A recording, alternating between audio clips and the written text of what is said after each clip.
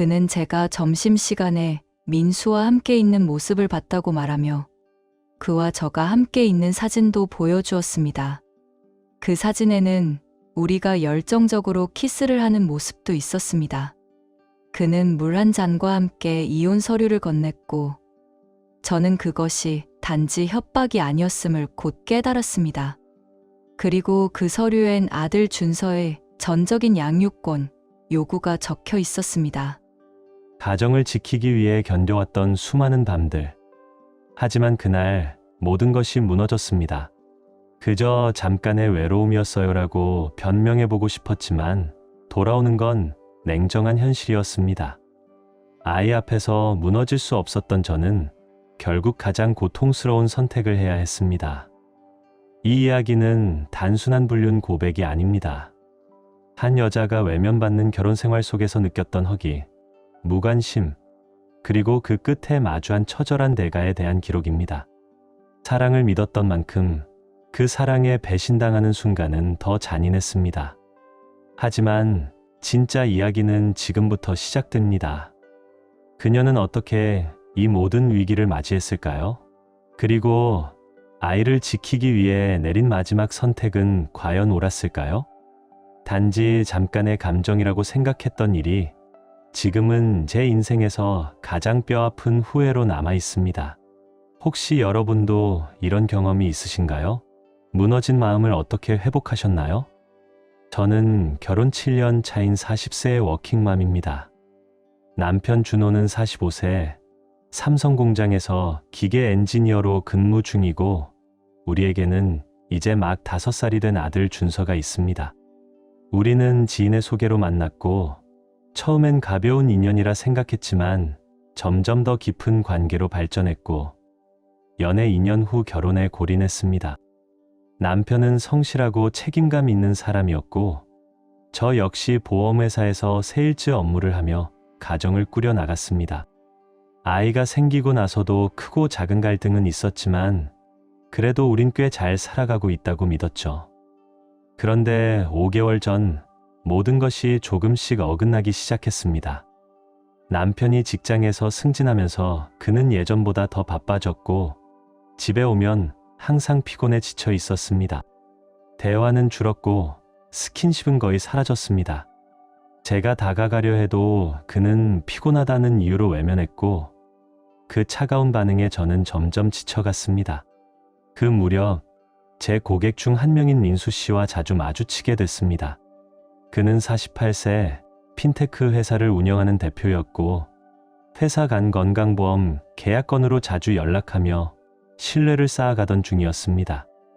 상사는 저에게 민수 대표는 까다로운 스타일이니 친근하게 다가가서 인간적인 관계를 만들어 보라는 조언까지 했죠. 그래서 저는 일부러 더 밝게 사적으로도 편하게 다가가기 시작했습니다. 한편으로는 남편의 무관심에서 벗어나기 위한 저만의 탈출구였을지도 모릅니다. 그 시기에 아들은 여름 캠프에 가 있었고 집은 더더욱 적막했습니다. 혼자 저녁을 먹고 대화 없는 밤을 보내는 날이 반복됐고 제 안의 공허함은 점점 커져만 갔습니다. 그러던 중 민수 대표는 점점 더 적극적인 태도를 보이기 시작했습니다. 회의 도중에도 눈빛이 심상치 않았고 점심자리에서는 제가 실수로 물을 흘렸을 때 그의 시선이 잠시 부적절한 곳에 머무는 것도 느껴졌습니다. 저는 애써 태연한 척하며 화제를 돌렸지만 제 안에서는 묘한 떨림이 올라왔습니다.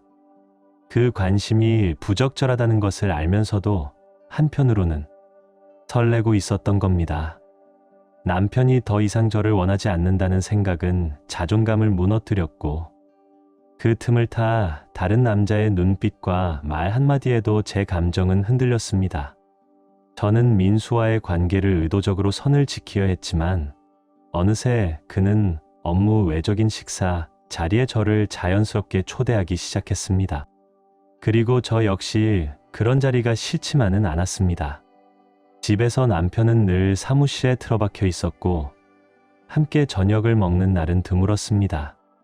우리 집은 점점 가족의 공간이 아닌 각자 살아가는 숙소처럼 느껴졌습니다. 제가 더 이상 다가가지 않자 남편 역시 아무런 시도도 하지 않았습니다. 그 침묵 속에서 저는 이제 그가 먼저 나를 안아줄 일은 없다는 사실을 깨달았습니다. 결국 어느 날 점심, 민수와 가벼운 농담을 주고받다가 저도 모르게 플러팅을 시작하고 말았습니다.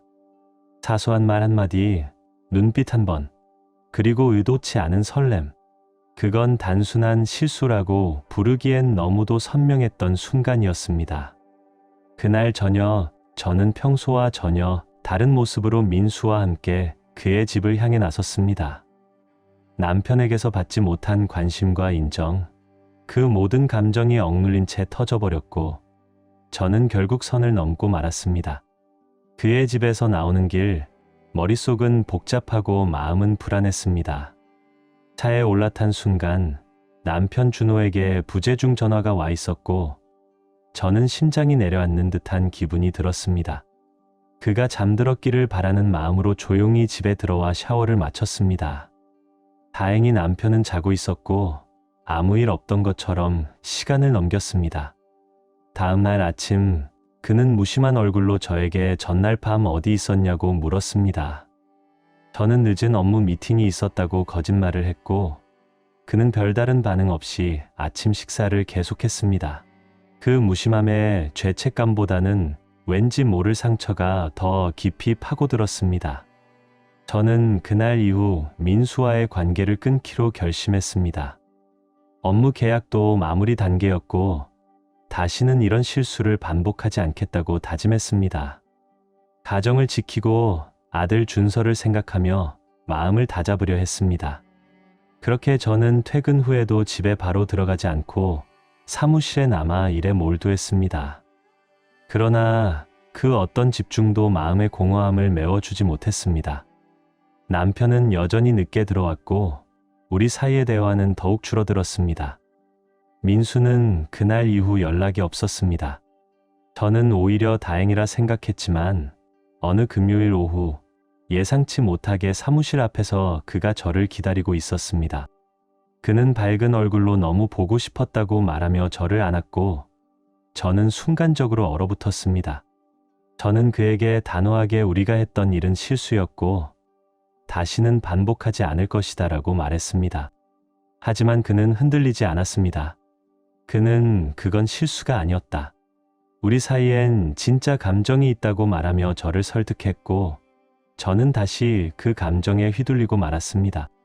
그날 저는 그의 차에서 다시 한번 선을 넘었습니다.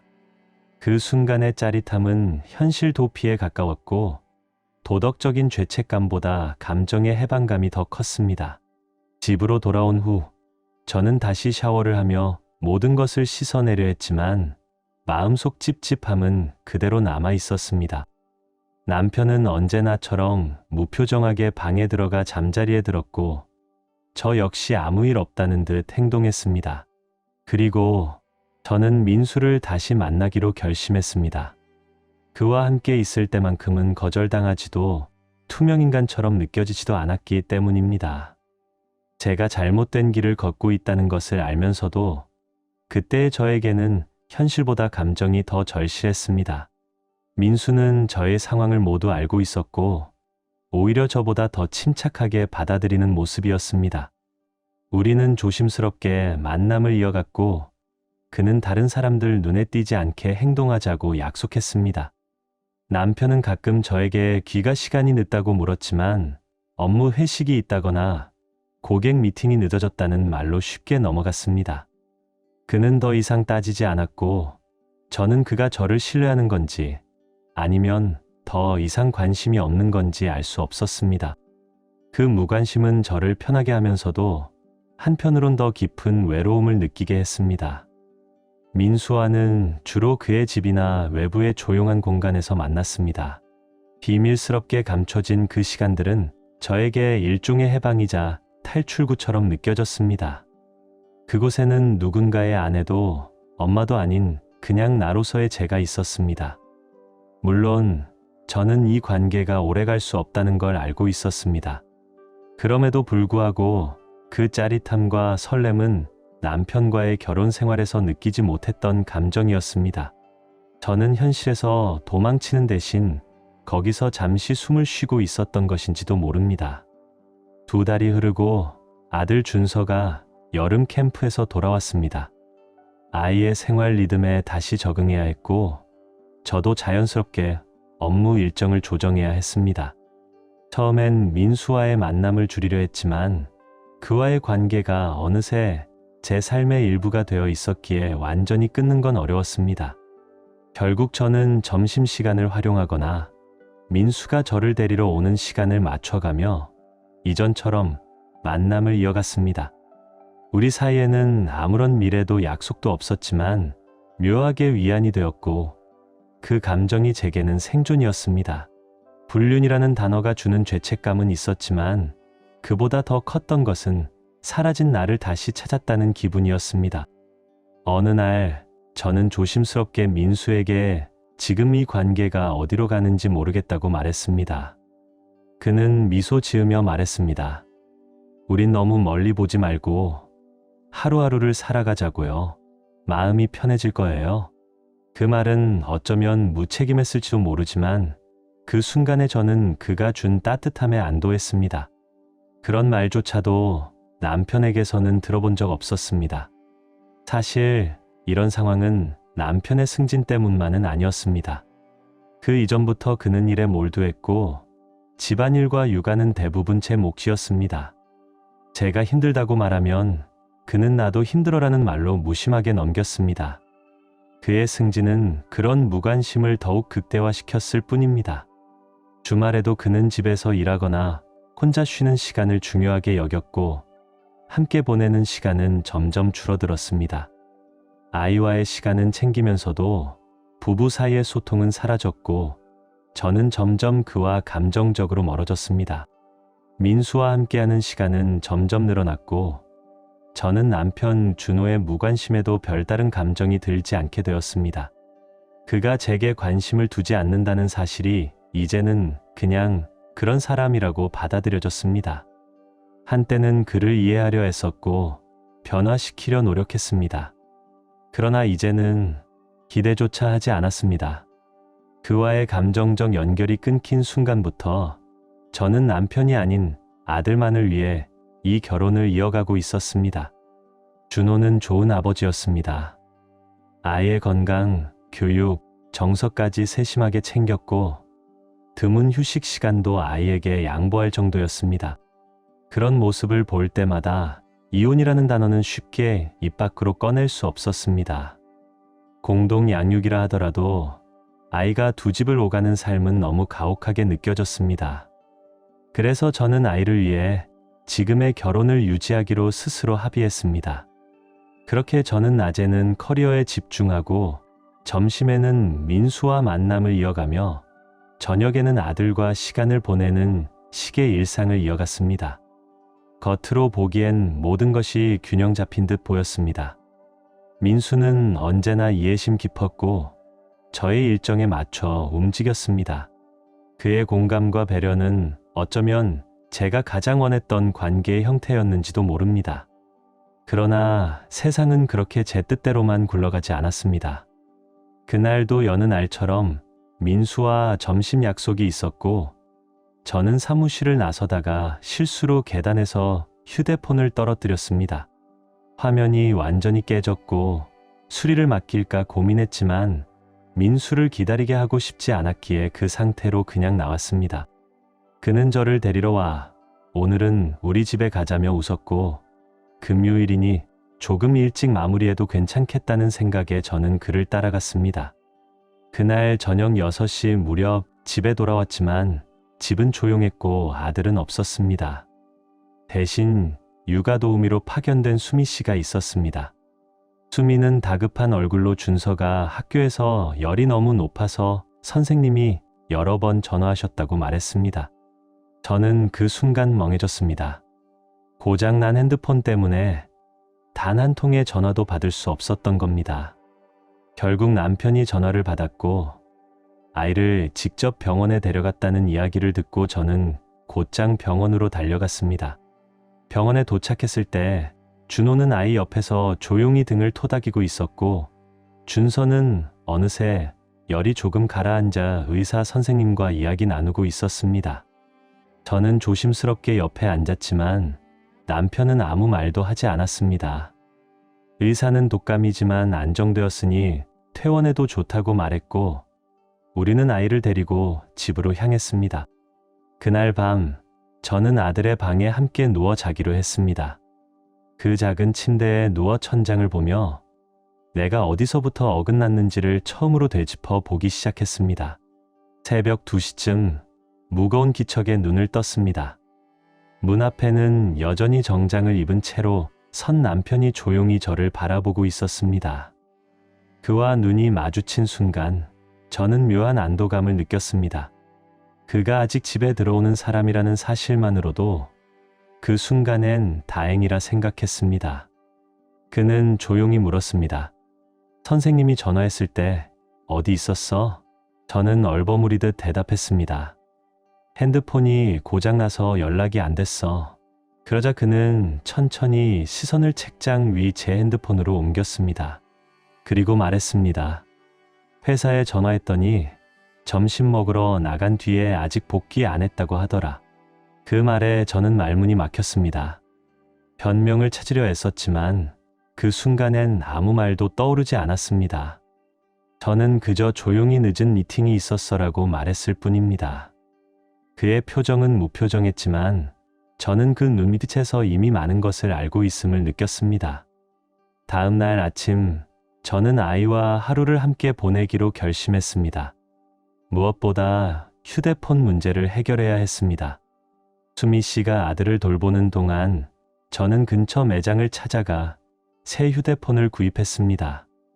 수리를 맡기기에는 시간이 너무 오래 걸릴 것 같았기 때문입니다. 새 휴대폰을 활성화하자마자 저는 본능처럼 민수에게 전화를 걸었습니다. 어제의 병원 상황, 남편의 의심, 그리고 가슴속 깊은 불안까지 모두 솔직하게 털어놓았습니다. 그는 여전히 조용한 목소리로 저를 이해해 주었습니다. 몇 가지 걱정스러운 질문을 던진 뒤 그는 끝까지 저를 받아주었습니다. 그의 한마디는 여전히 저를 부드럽게 감쌌고 그 온기에 저는 또 한 번 마음이 흔들렸습니다. 남편 준호는 그 이후 아무런 말이 없었습니다. 제가 어디 있었는지, 무엇을 하고 있었는지 다시 묻지 않았습니다. 그 침묵은 저에게 모종의 안도감을 주었지만 동시에 더 깊은 긴장감도 만들어냈습니다. 그가 정말 아무것도 모르는 건지 아니면 알고도 묻지 않는 건지 저는 알 수 없었습니다. 며칠 후 모든 것이 마치 아무 일도 없었던 것처럼 흘러갔습니다. 준서는 건강을 회복해 다시 학교에 갔고 저도 업무 일정에 복귀했습니다. 점심시간에는 여전히 민수와 조심스럽게 만났고 겉으로는 평범한 일상을 이어갔습니다. 그러던 어느 금요일 집에 돌아온 저는 익숙하지 않은 풍경을 마주했습니다. 남편이 저보다 먼저 집에 와 있었던 겁니다. 그가 평일 저녁, 그것도 아무 예고 없이 일찍 귀가한 것은 정말 오랜만이었습니다. 오늘 일찍 왔네. 저는 자연스럽게 웃으며 인사를 건넸고 샤워를 하러 가려던 찰나였습니다. 그런데 준호가 저를 가만히 바라보며 느긋한 말투로 말했습니다. 점심엔 뭐 했어? 그 순간 제 심장이 순간 움찔했습니다. 그냥 바빠서 사무실에서 간단히 해결했어. 익숙하게 거짓말을 반복했고 그는 고개를 살짝 끄덕이며 말했습니다. 아, 그래. 난 너를 믿어. 그 말은 칼처럼 제 마음을 찔렀습니다. 그는 아무것도 몰라서 믿는 것일까? 아니면 모든 걸 알고도 덮어두는 걸까? 샤워를 하면서 저는 참을 수 없이 눈물을 흘렸습니다. 그의 믿음이 따뜻하게 느껴지기보다는 도리어 너무도 무겁고 잔인하게 다가왔습니다. 저는 그가 완벽한 남편은 아니었지만 저 또한 충실한 아내는 아니었다는 사실을 뼈저리게 깨달았습니다. 그날 밤 저는 거울 앞에서 오래도록 저를 마주했습니다. 이제는 더 이상 거짓말로 살아갈 수 없다는 결론에 이르렀습니다. 저에겐 두 가지 길밖에 남지 않았습니다. 하나, 남편에게 모든 진실을 고백하고 민수와의 관계를 끝내는 것. 둘, 민수와의 관계를 지속하되 남편에게는 평생 숨기는 것.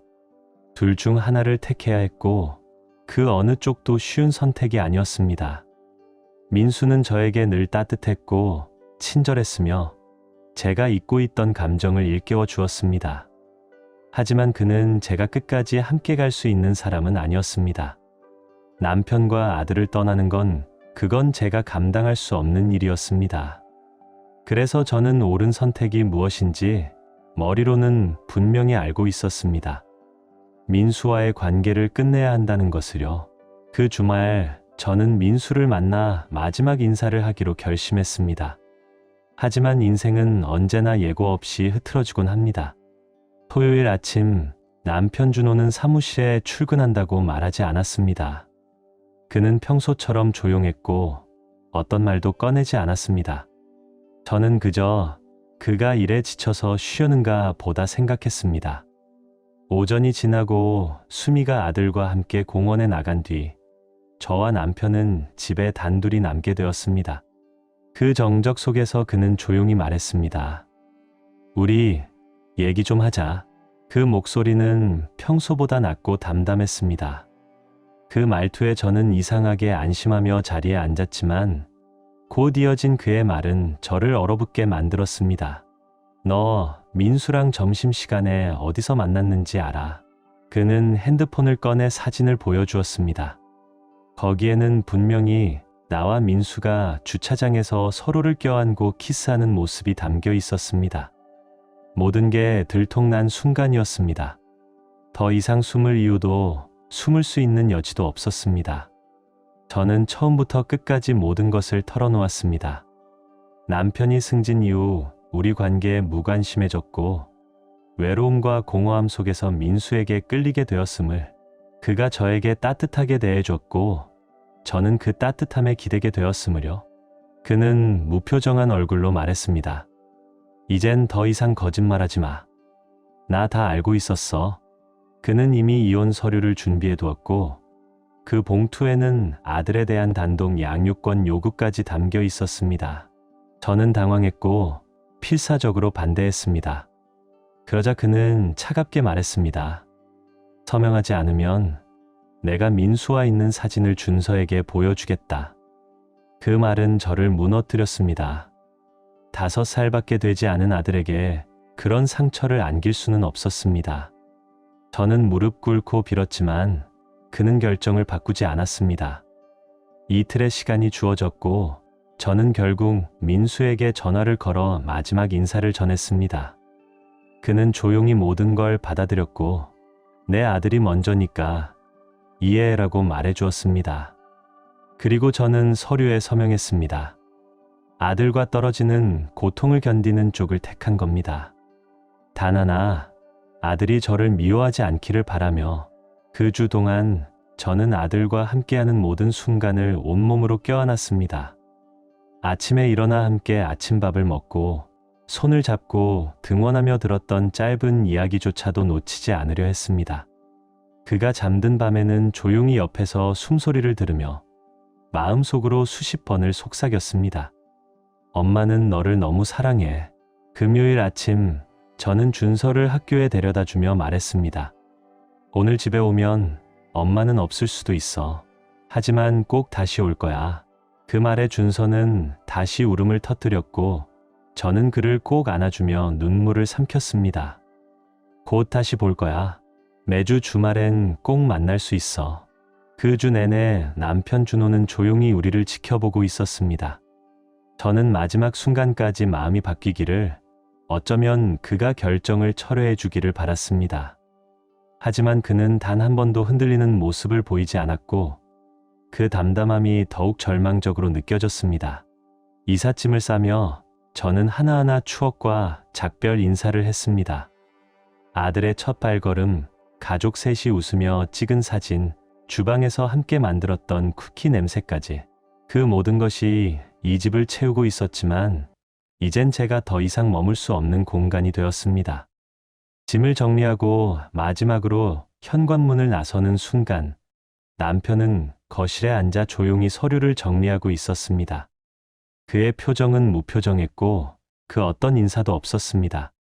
그 차가운 무관심은 오히려 모든 말을 차단해버리는 벽처럼 느껴졌습니다. 준서 잘 부탁해요. 정말 미안해요. 저는 마지막 말을 남겼고 그는 고개만 살짝 끄덕였을 뿐입니다. 그렇게 저는 아무 말 없이 집을 떠났습니다.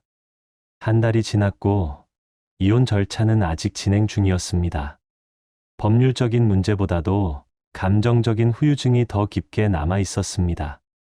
회사에서 제공하는 임시 아파트에 머물고 있었고 새로운 삶을 시작하기엔 마음의 에너지가 턱없이 부족했습니다.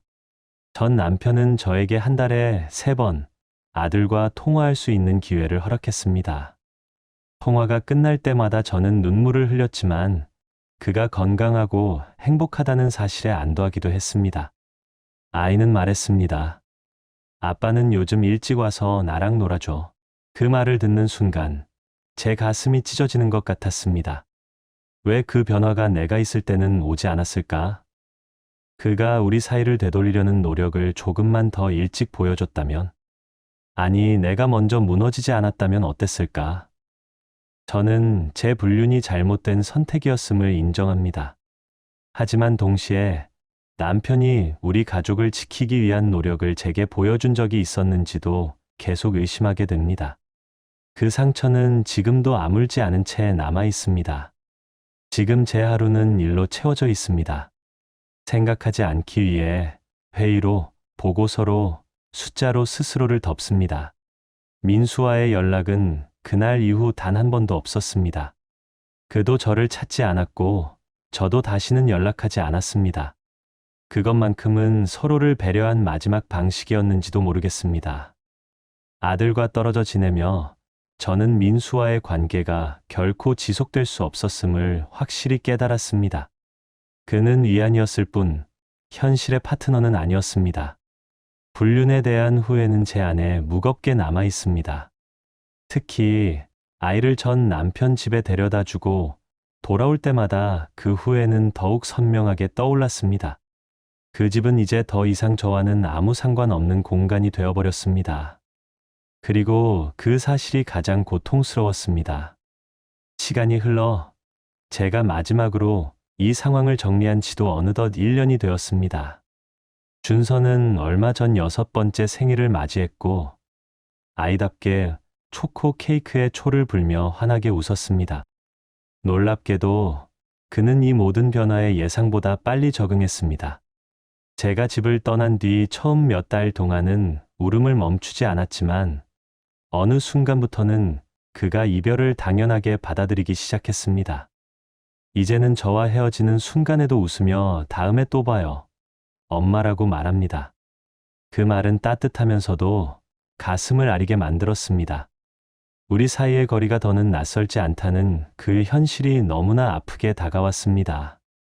그리고 얼마 전 저는 또 하나의 소식을 듣게 되었습니다. 전 남편 준호가 준서의 돌봄을 맡았던 수미 씨와 약혼을 했다는 이야기였습니다. 그들은 반년 뒤에 결혼할 예정이라고 들었습니다. 솔직히 말하자면 제가 불륜을 저질렀고 그로 인해 이혼까지 갔다는 사실은 분명합니다.